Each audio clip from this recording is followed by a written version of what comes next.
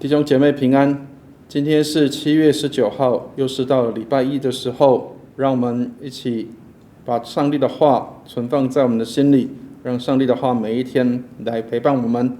我们今天要来看的经文在希伯来书的13章17节到25节。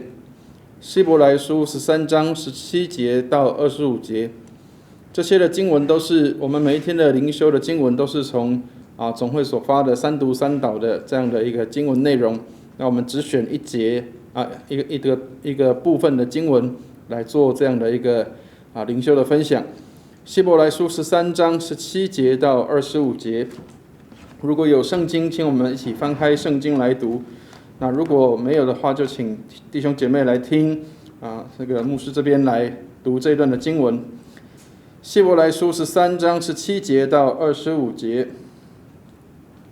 你们要依从那些引导你们的，且要顺服，因他们为你们的灵魂时刻警醒，好像那将来要交账的人。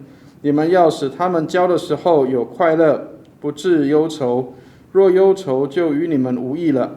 请你们为我们祷告，因我们自觉良心无亏，愿意凡事按正道而行。我更求你们为我祷告，使我快些回到你们那里去。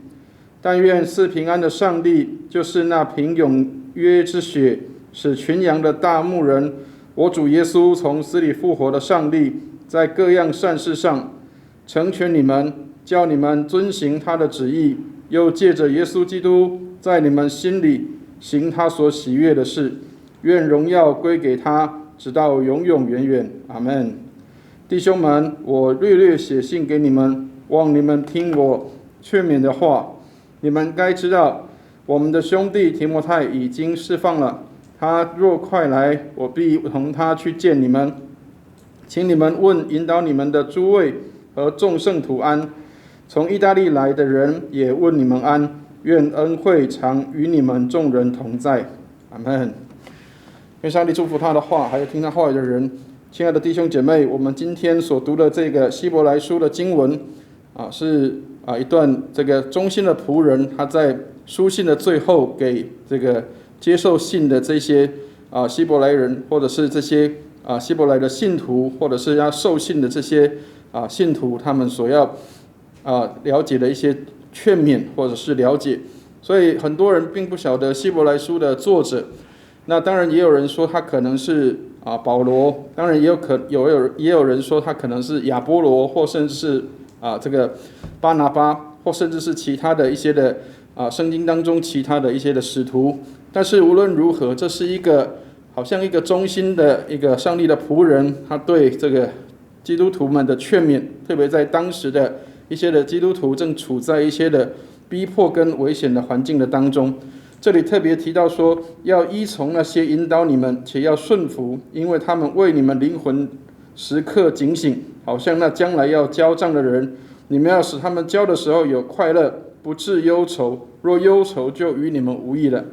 亲爱的弟兄姐妹，愿上帝来帮助我们。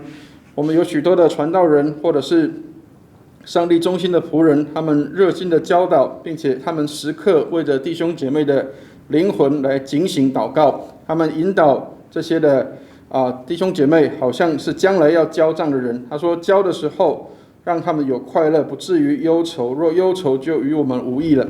所以亲爱的弟兄姐妹，上帝帮助我们，让我们能够来学习效法这些的传道人的样式。他们能够忠心的教导的时候，让我们能够照着他们所教导的能够来行，并且求主帮助我们，让我们知道这些的忠心的仆人，他们是学习效法主的样式，以至于他们将上帝的话很忠实的来引导弟兄姐妹。所以愿上帝来帮助我们，让我们也常常为牧者祷告，让他们在服事的当中能够更加的得力。愿上帝来祝福我们平安。